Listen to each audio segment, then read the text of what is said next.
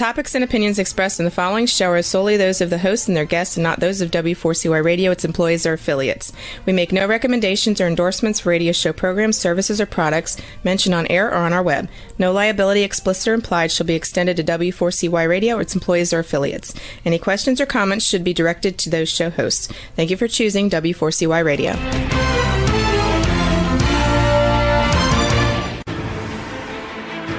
What's working on purpose anyway? Each week, we ponder the answer to this question. People ache for meaning and purpose at work, to contribute their talents passionately and know their lives really matter. They crave being part of an organization that inspires them and helps them grow into realizing their highest potential. Business can be such a force for good in the world, elevating humanity. In our program, we provide guidance and inspiration to help usher in this world we all want, working on purpose. Now, here's your host, Dr. Elise Cortez.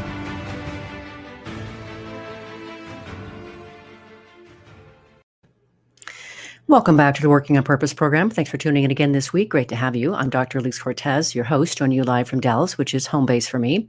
If you don't know me, I'm a management consultant specializing in meaning and purpose, organizational logotherapist, inspirational speaker, social scientist, and author. You can learn more about me and how we can work together at elisecortez.com or gusto-now.com.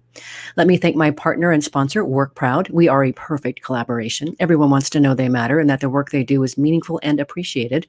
WorkProud is a mobile platform built to encourage employees to share stories and recognize each other's contribution.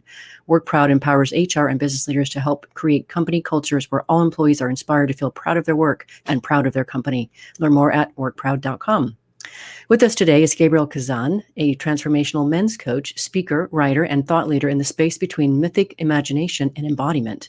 He is a trauma and art therapist living in the mountains of Western Canada, currently working on a book entitled The Wholehearted Man, Unclench from the Fear so you can claim purpose and personal freedom with balls, backbone, and heart. He joins us from Nelson, British Columbia in Canada. Gabriel, welcome to Working on Purpose. Thank you so much. Great to be here with you. I'm so glad to catch you. I'm happy that we met through our common global purpose leaders group here, and you were willing to come on and share what you're up to. I'm very interested in what you're doing, in part because you might remember that I am just now launching an anthology focused on men and sharing their stories of how they discover and are living from their purpose. And then I smack right into you. So this ought to be a fun conversation. So for this first segment, what we want to talk about is why men need to do this work and really the opportunity that it presents. So that's what I want to focus on for this. And so as you well know, I read things cover to cover when I come on and prep for these conversations. And I really appreciate you shared your ebook with me. And so let's just start with what you say here. You say men are in crisis, a crisis of roles, expectations, and conflicting signals. 3 out of 4 suicides are men, and the numbers of men taking their own lives has been increasing. As men, we are in a potent time of shape-shifting our identities by descending into the mud of our humanness. Can you say more about what you mean by that and why this work is so important? Yeah, I'd love to. Well, which part is the question? I like the maybe entering into the mud. Yeah. And the descent, because that's really where my approach to this work comes in, is, working with men on purpose is often a process of coming in and down rather than up and out. And that's what I think of when I think of the mud, is a descent into our humanness and the messiness of that, the mistakes.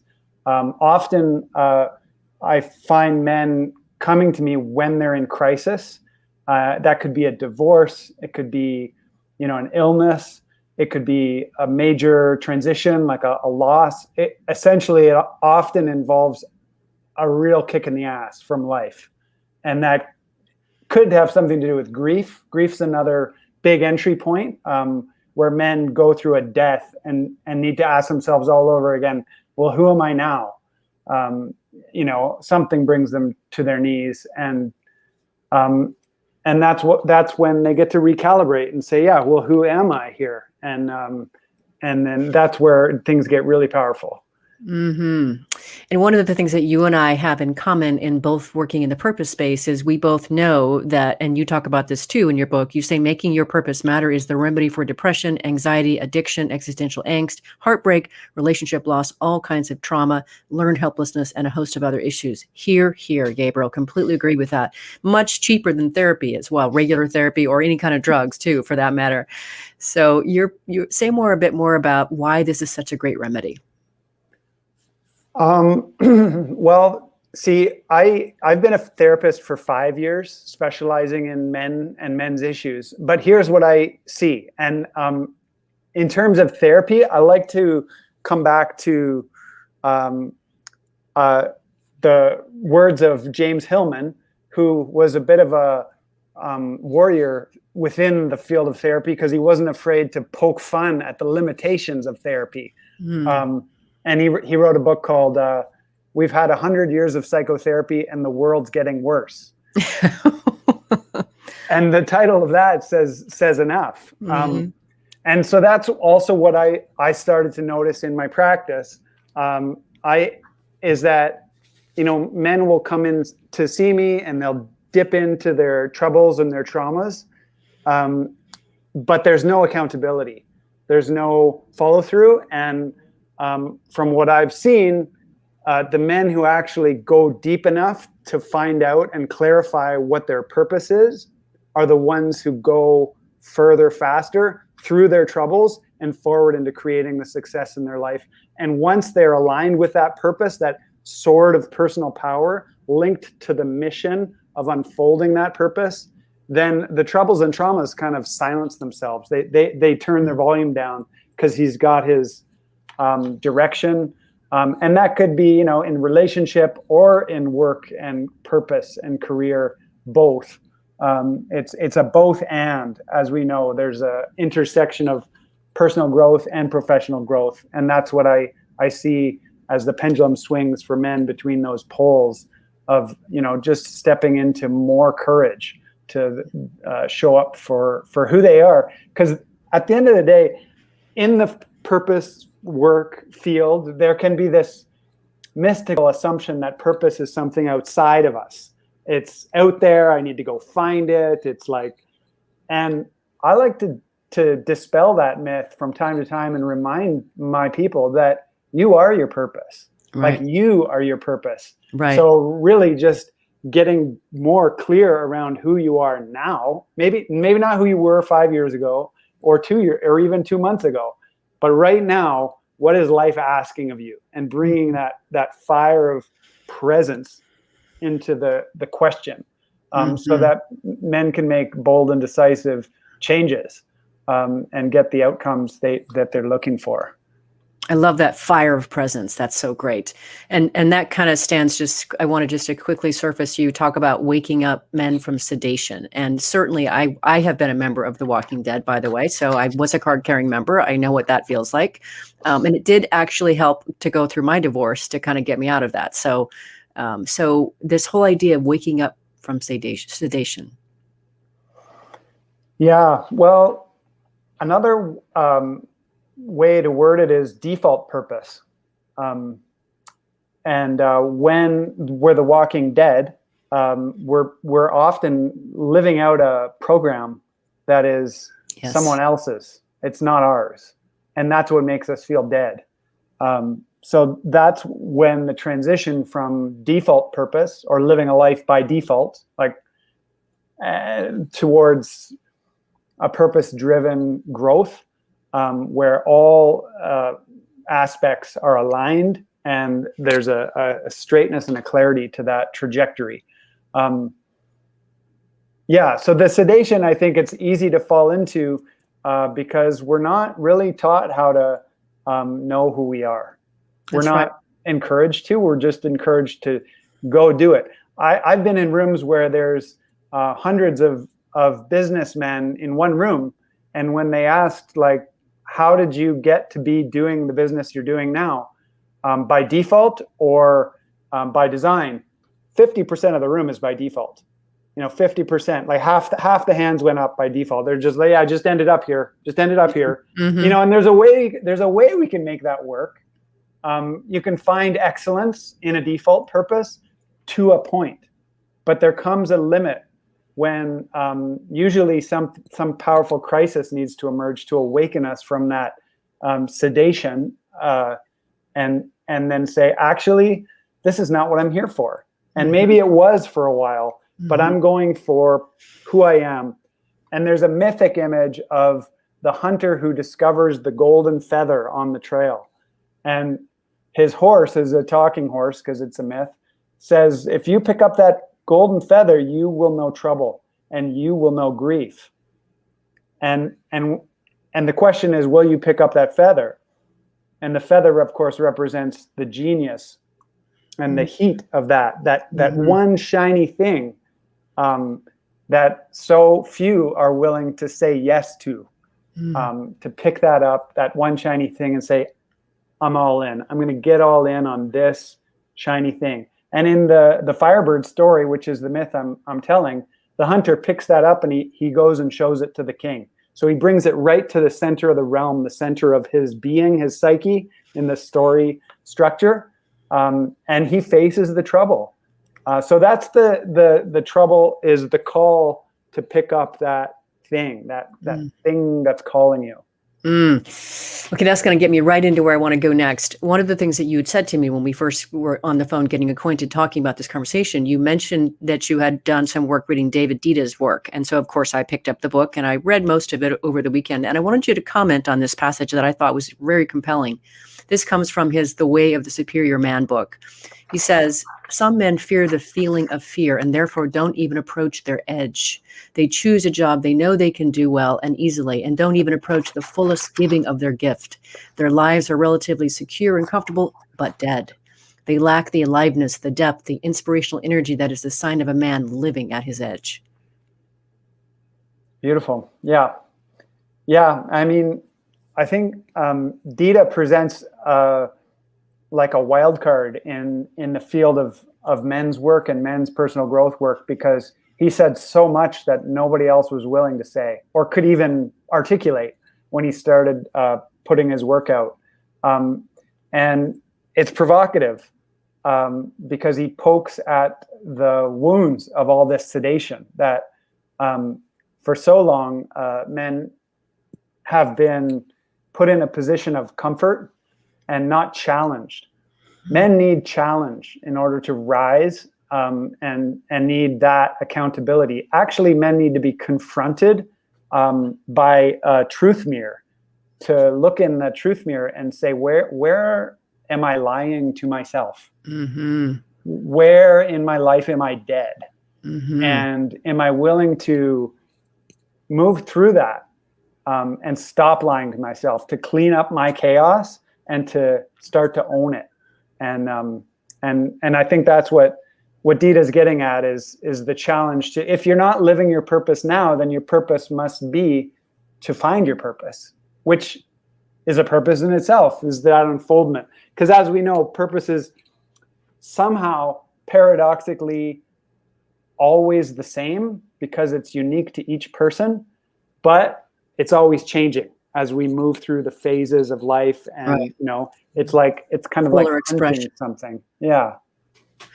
Well, I like actually you actually say this in the way you situate your work, is you talk about that you're in terms of your approach to purpose coaching is to disrupt the way men live their lives. That's exactly what you're doing with them. Yeah. And see, that's the slippery part, is they have to be open to that disruption. They have to say, yes, I'm lying to myself and I need help. I need someone to hold me accountable. I need someone to put me between that rock and that hard place so that I push through this stuck place, this sedated place, this dead zone of where I've fallen into depression or addiction. Those are whole other, major things beyond grief. There's those other troubles of depression, anxiety, and addiction, which can, you can get by with for a while. But unless you go deep and do the grief work and the anger transformation work underneath those problems, then you're just going to be spinning your wheels. And so what I've found is that transformational coaching is a greater gift for me to be able to give, because I get to hold men accountable because they've made a bigger commitment to getting the outcomes. Whereas in therapy, they might show up and then it's like, well, so what? They get to choose whether they come back to see me one at a time. And what I love is seeing men come alive. And I've seen it. I've seen men transform their lives from having the brink of a divorce, or being so utterly stressed out by their work that they can't see their life clearly. And then through working with me, get clearer and clearer around what they need to say no to, where they need to ask for help. Because for many men, asking for help is a taboo. We're taught not to. We're taught to toughen up. We can do it all ourselves. We're supposed to be figuring it all out. But nothing could be further from the truth. Asking for help is a power move. I love that. And a great way to go into our first break, Gabriel. I'm Elise Cortez, your host. We've been on the air with Gabriel Kazan, a transformational men's coach, speaker, writer, thought leader in the space between mythic imagination and embodiment. We've been talking a bit about why men need to do this work and how they win. After the break, we're going to get into his approach to purpose coaching. Stay with us. We'll be right back.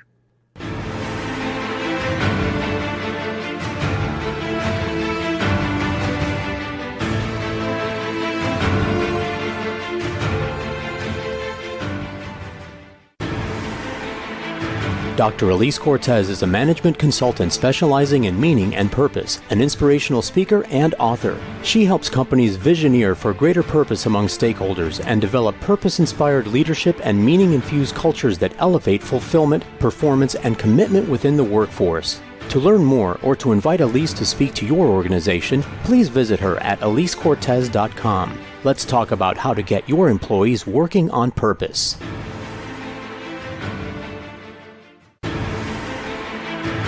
This is Working on Purpose with Dr. Elise Cortez. To reach our program today or to open a conversation with Elise, send an email to Elise, A-L-I-S-E, at elisecortez.com. Now, back to Working on Purpose.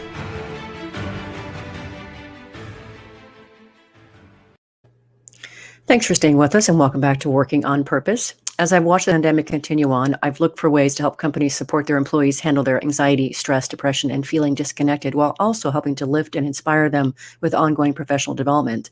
So we now offer a well-being learning series called Grab Your Gusto, Vital Wellbeing from the Inside Out. You can learn more about it at elisecortez.com or send me an email to elise@elisecortez.com. If you're just joining the program, my guest is Gabriel Kazan, a transformational men's coach, speaker, writer, and thought leader in the space between mythic imagination and embodiment. He is currently writing a book titled The Wholehearted Man, Unclench from Fear so you can claim your purpose and personal freedom with balls, backbone, and heart. He joins us today from Nelson, British Columbia in Canada. I'm your host, Dr. Elise Cortez, and I love the title of that book. All right, so you started to say something before that I really want to grab, and I think this is a little bit arresting for people, and that's why I want to make sure we cover it. You say that your purpose may be connected to your primal wound as a man, and aligning with purpose takes commitment, courage, and accountability. That's why you need to warrior up. Take a sobering eagle eye view of your life. So first, this idea of wound. What do you mean by wound? I think I have an idea, but let's hear it for our listeners and viewers. Well, that's a great question. Thanks for clarifying that, because I think the dominant culture generally likes to deny wounds and deny pain or discomfort. Mm-hmm. We like to put Band-Aids on things, don't we? Yes, we do. And just override the pain and maybe take a painkiller and just keep going. So to track wounds or to invoke that is actually to slow down and start to look at where our pain comes from with a different angle.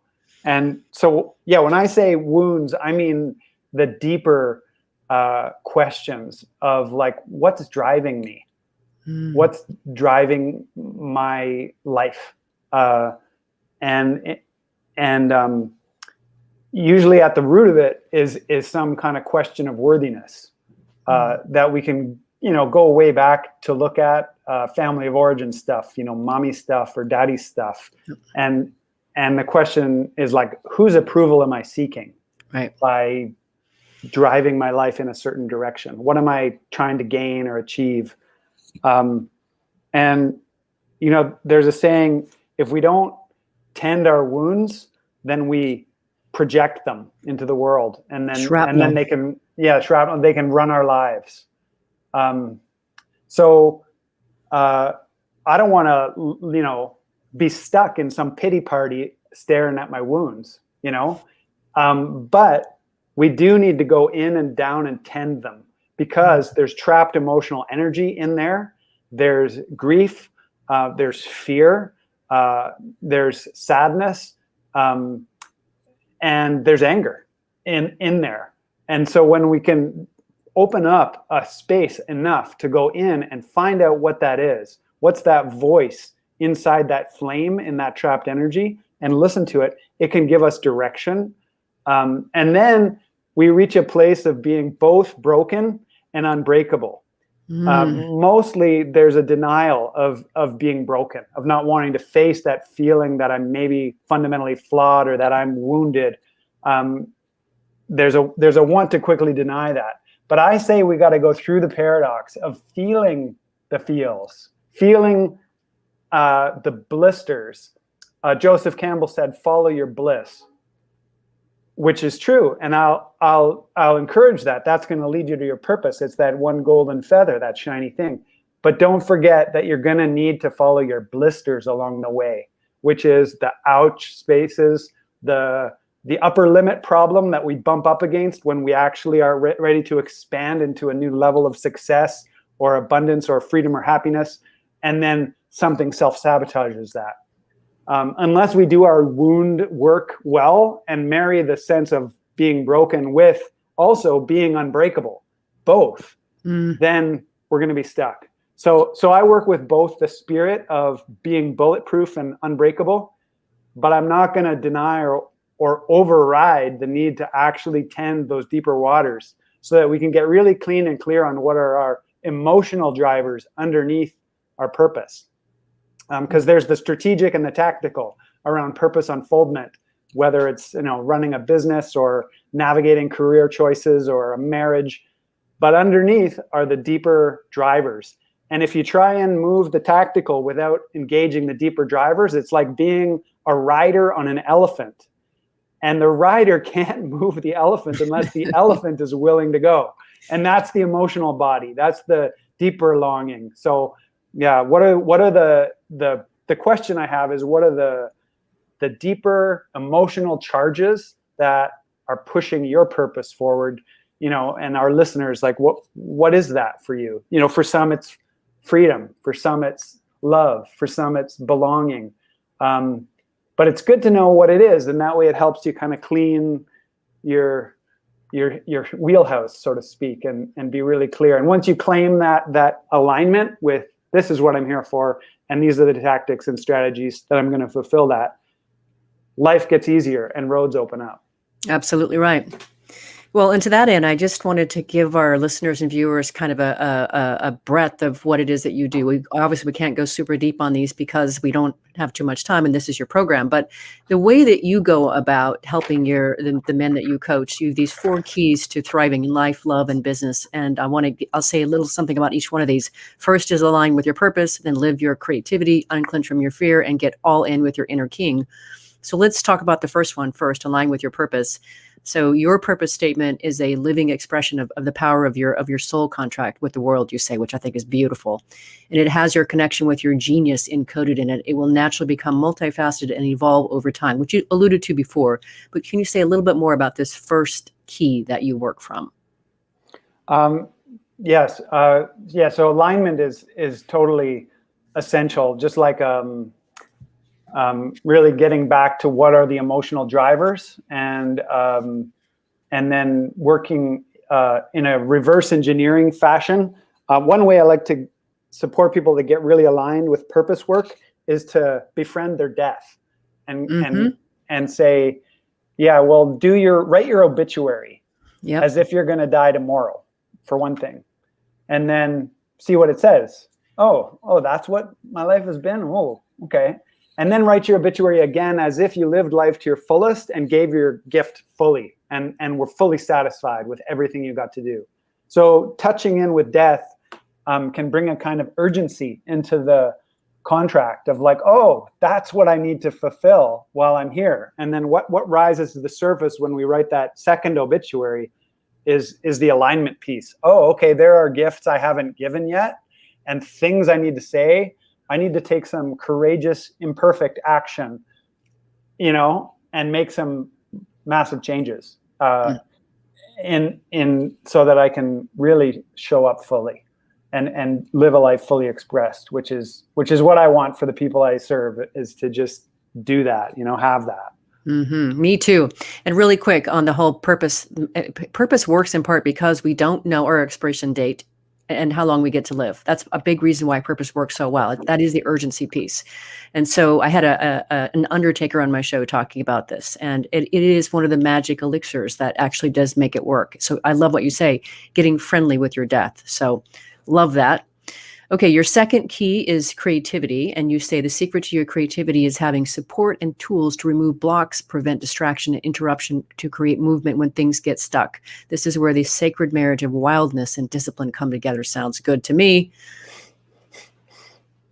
Well, I guess, so I'm trained as an art therapist, so the flow of creativity and inspiration has always been an interest of mine.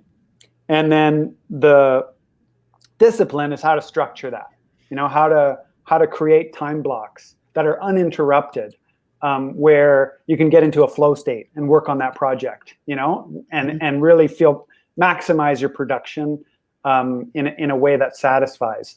That's I think working with the muses and working with creative energy, and containing it. The wildness and discipline metaphor is also comes from the mythic literature on initiation. There's always a hero's journey where we go into the swampland, or we go to the forest's edge, or we go into some other world, some underworld, and that's wild, because we need to reclaim something there. We need to recover some elixir, some gift, and then bring it back to the king, or bring it back to the queen, bring it back to the courtyard to have it seen in the world.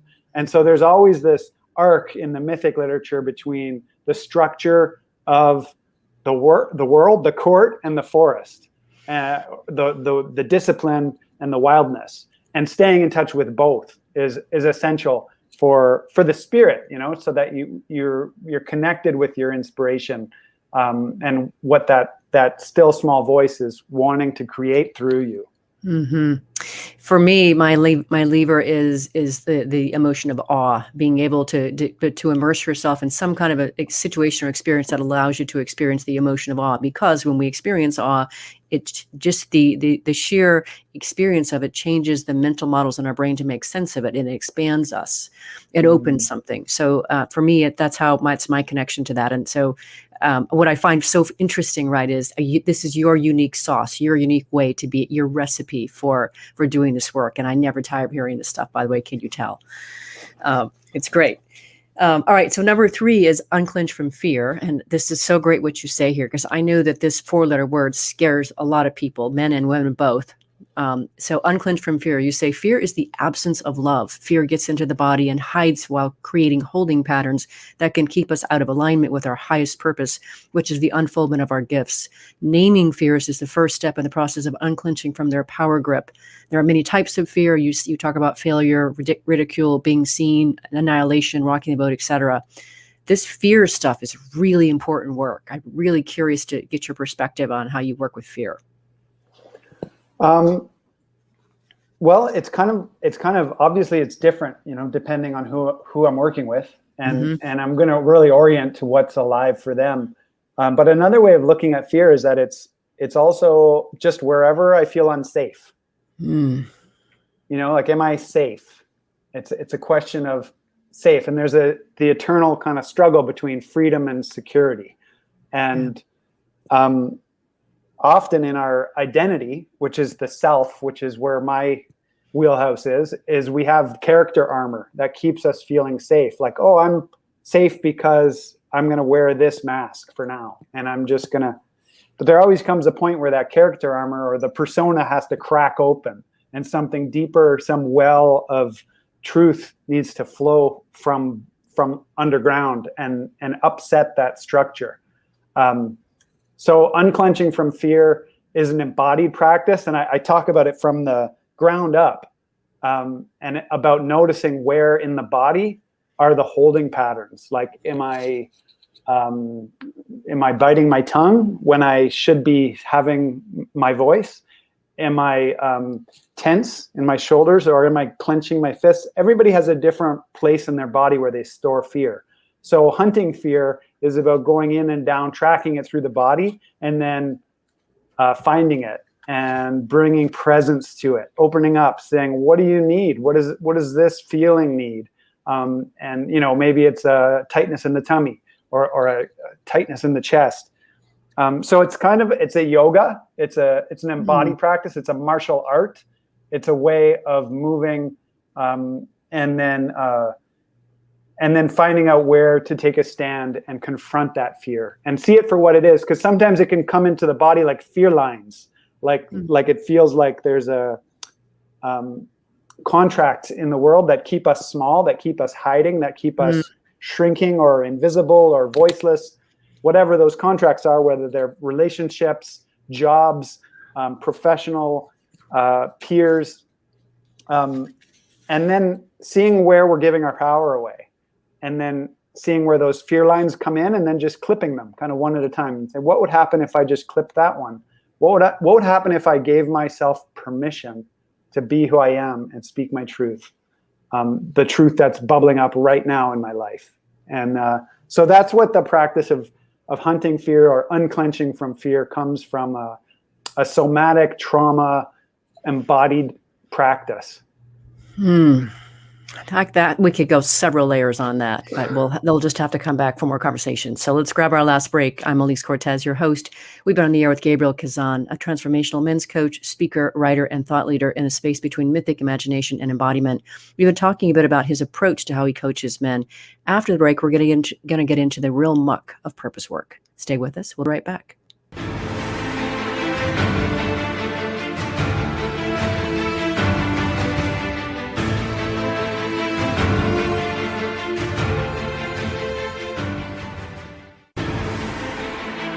Dr. Elise Cortez is a management consultant specializing in meaning and purpose, an inspirational speaker and author. She helps companies visioneer for greater purpose among stakeholders and develop purpose-inspired leadership and meaning-infused cultures that elevate fulfillment, performance, and commitment within the workforce. To learn more or to invite Elise to speak to your organization, please visit her at elisecortez.com. Let's talk about how to get your employees working on purpose.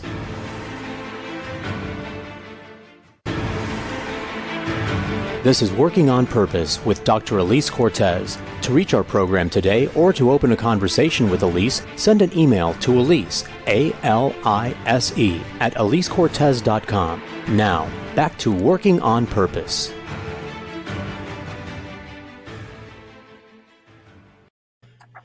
Thanks for staying with us and welcome back to Working on Purpose. I mentioned at the first break about the Grab Your Gusto Wellbeing a webcast that I'm doing now.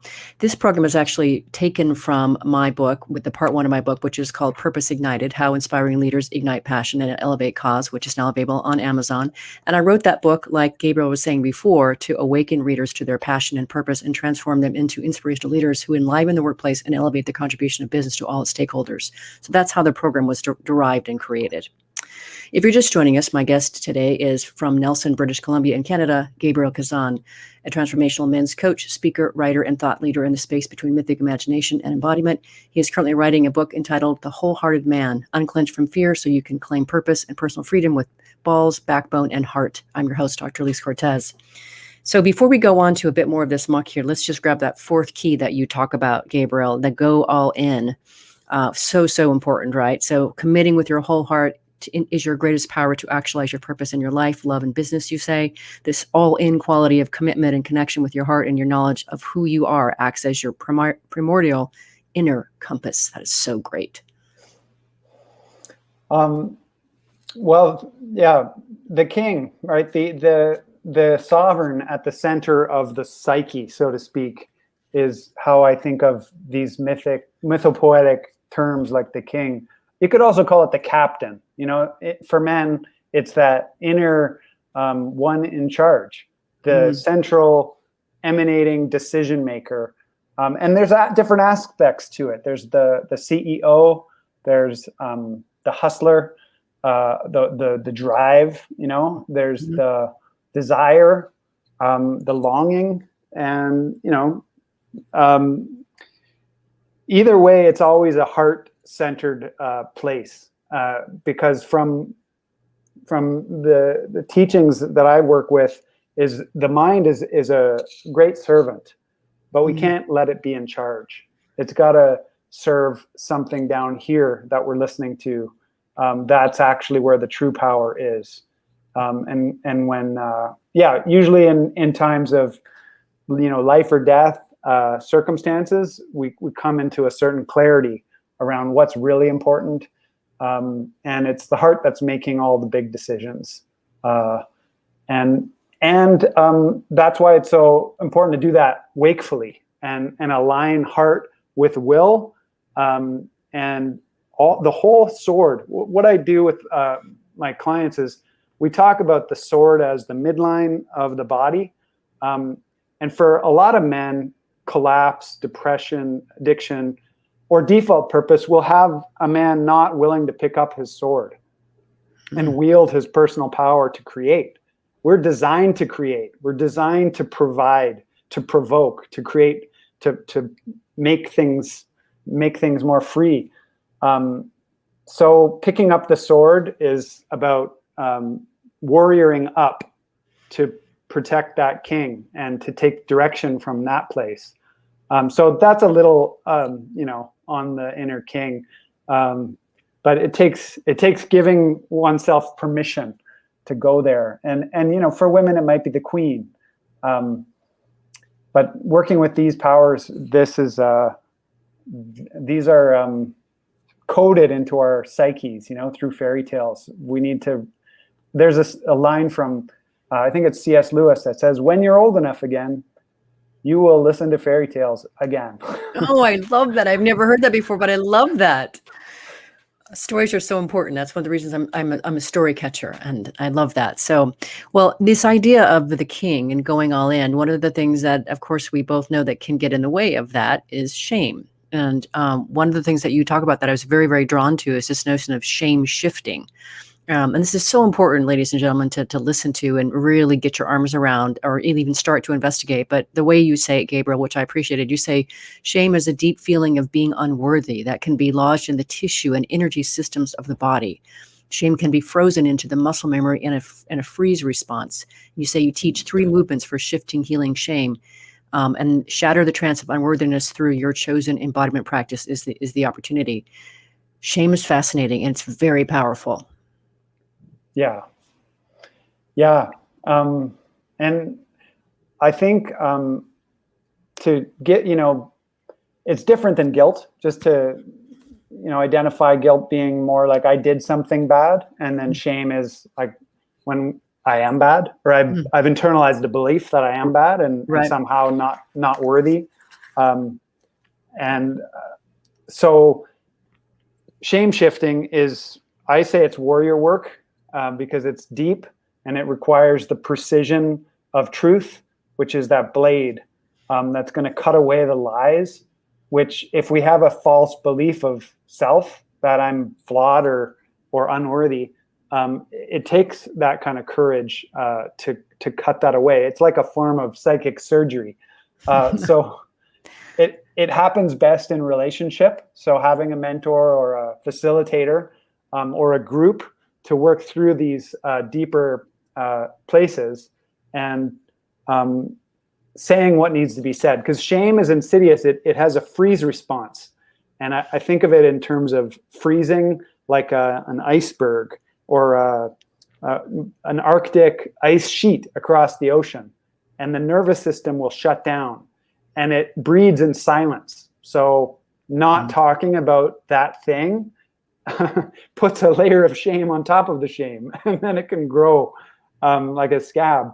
So cutting in with presence, penetration, and claiming a space for asserting truth is a way to break those ice sheets. And I have a mudra where my fingertips are together at my midline, and this represents like a little tugboat that goes in front of the oil tankers in the Arctic Ocean, and the tugboat has to break the ice.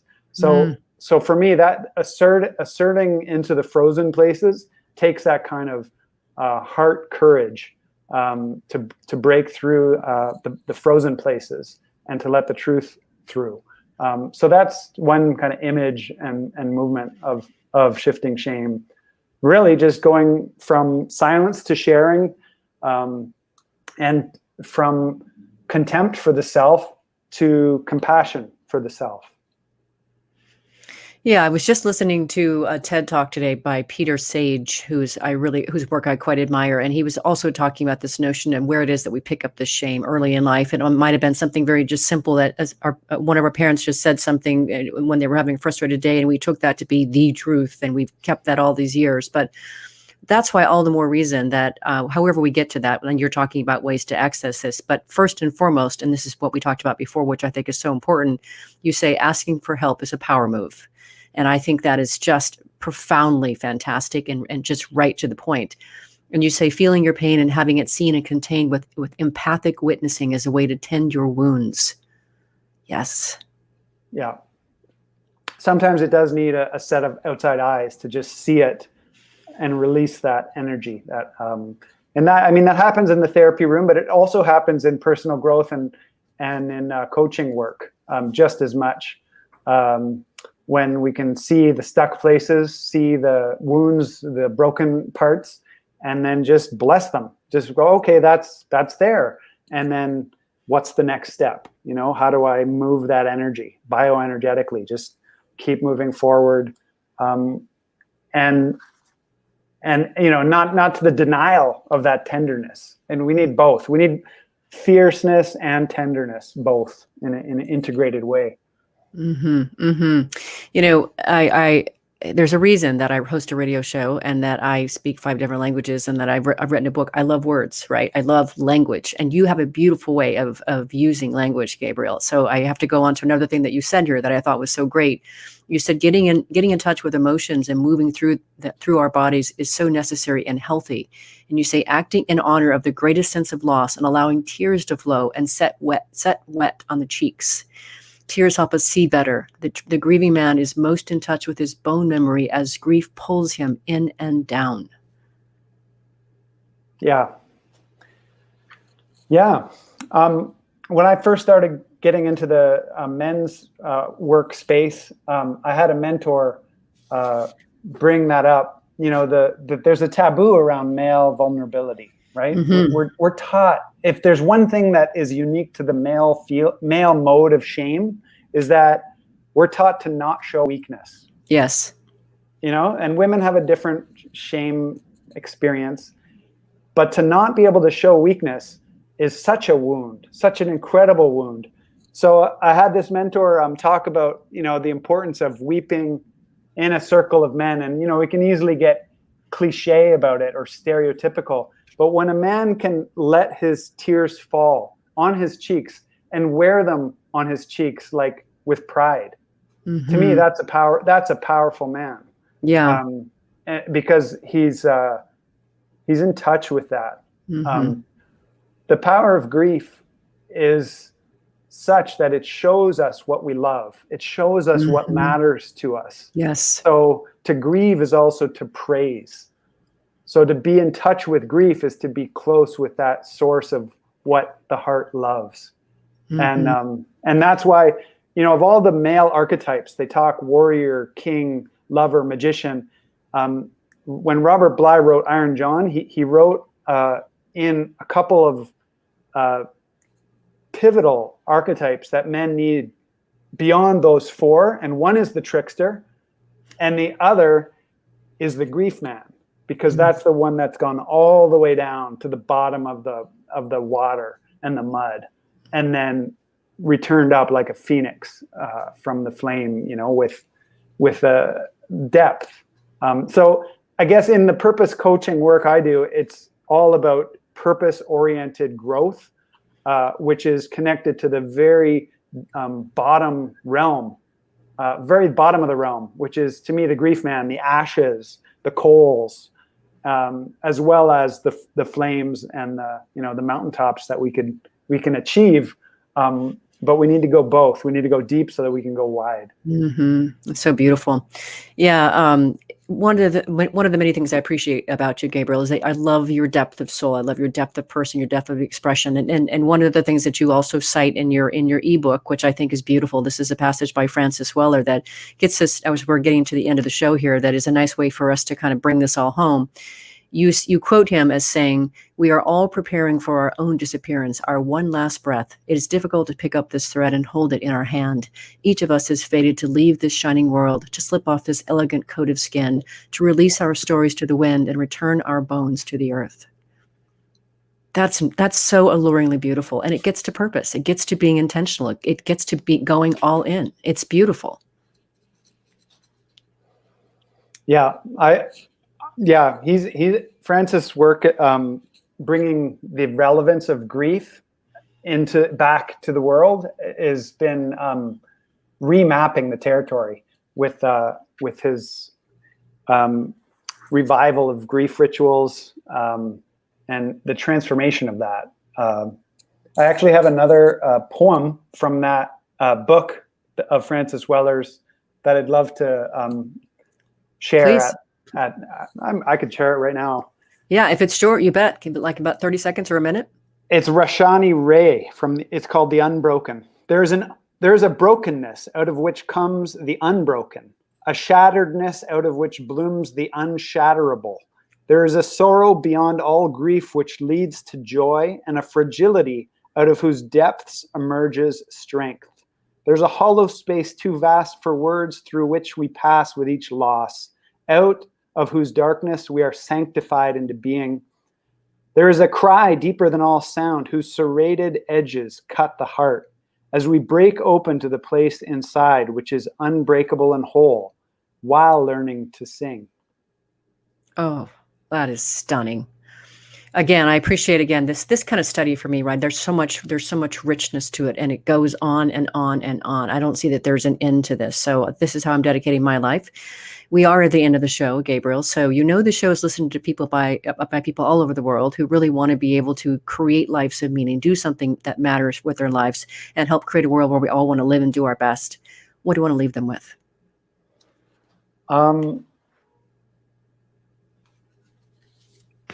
I guess I just want to leave them with courage.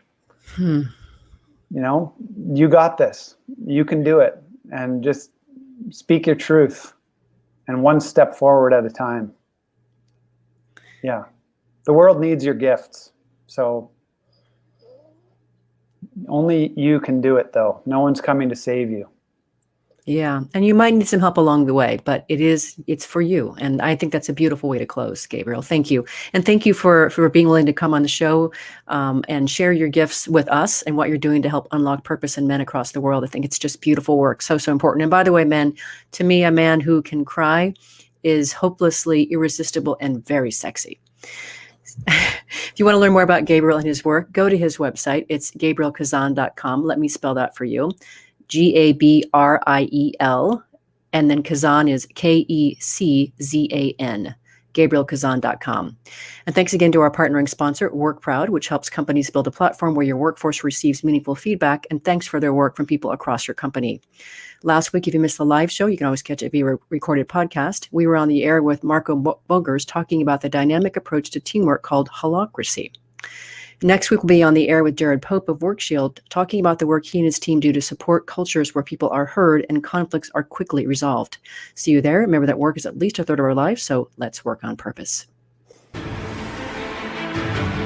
We hope you've enjoyed this week's program. Be sure to tune in to Working on Purpose, featuring your host, Dr. Elise Cortez, each week on W4CY. Together, we'll create a world where business operates conscientiously, leadership inspires impassioned performance, and employees are fulfilled in work that provides the meaning and purpose they crave. See you there. Let's work on purpose.